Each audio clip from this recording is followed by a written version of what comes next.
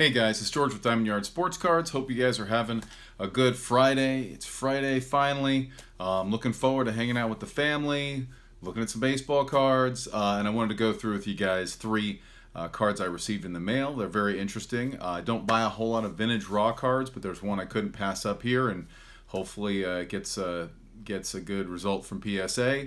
Another one is a 33 or a 35 Goudey 4-in-1. And then the last one is a Pujols rookie card. So let's check out some cards, guys.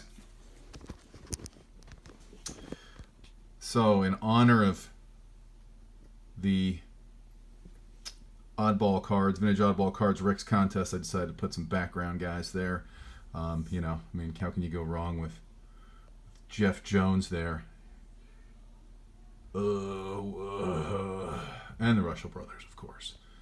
So the first card that I got was in this case. It was a raw card. I don't advise you to buy screw downs, but if you do buy a screw down of an older card, I would recommend, and I know, shout out to LA Collection. Actually, I talked to Larry on the phone about this. You want to just one turn, and just do it gradually. Now, the card I bought was a 49 Bowman Jackie Robinson. It's got creases in it, but it looks really cool to me. It's really well centered, and it came out of this easily. It was not stuck, which a lot of cards do get. Don't store your cards in these, especially for long periods of time. I don't use these at all, frankly. But anyway, that's what the seller had it in.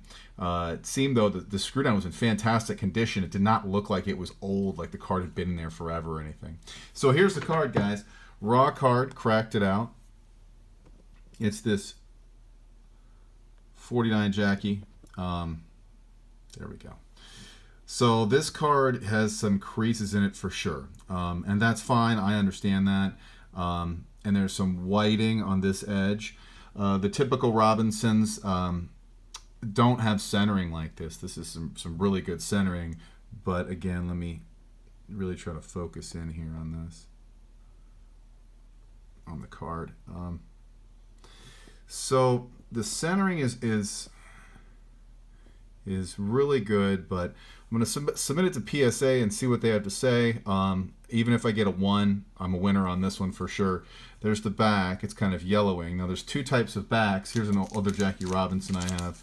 There's a gray, and there's a this is a grayer back, and this is more of a white back, but it's yellowed, which is common. I think Blue Jacket 66 in one of his first videos did a commentary about this and gave us a lot of really good information about these different types of backs. And you can see they're both, low grade, but they're both really nice. And this is the gray, and this is the white.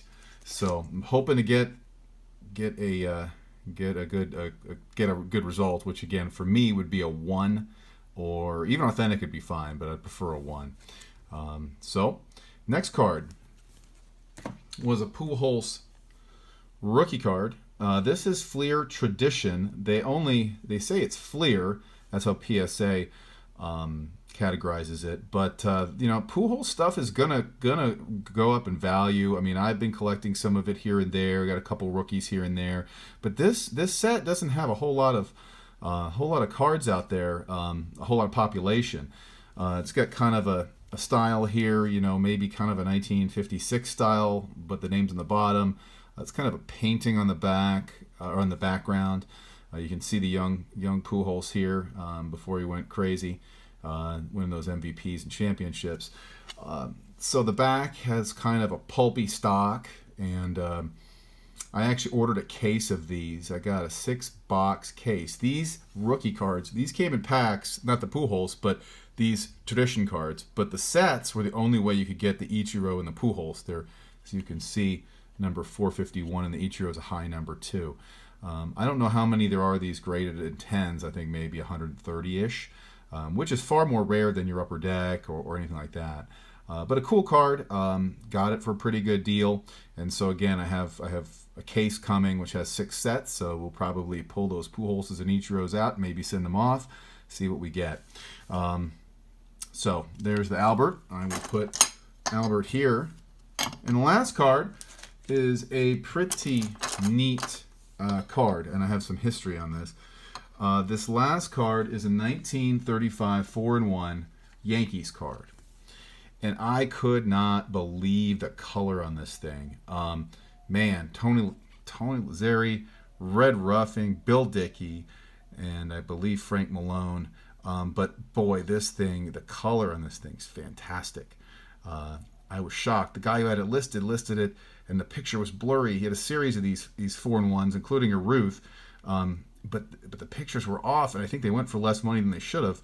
I think I picked this up for around $160, which to me is a great deal for a 5.5 of a 4-in-1. I want to talk about these guys a little bit. Obviously, Bill Dickey, one of the greatest catchers of all time. Dickey, this is interesting because this is a 35, and the Yankees were going through a rough time. They had not won a championship since 32, and the band was breaking up, and Ruth had taken off and gone to the Braves, and that's what his card is in this 35 Goudey. But all of a sudden, their fortunes would change in 36, and Joe DiMaggio came on board.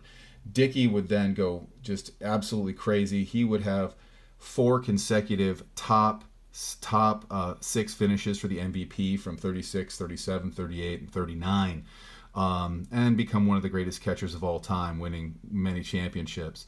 Lazzeri was also a cog on those 27 Yankees teams, Hall of Fame second baseman.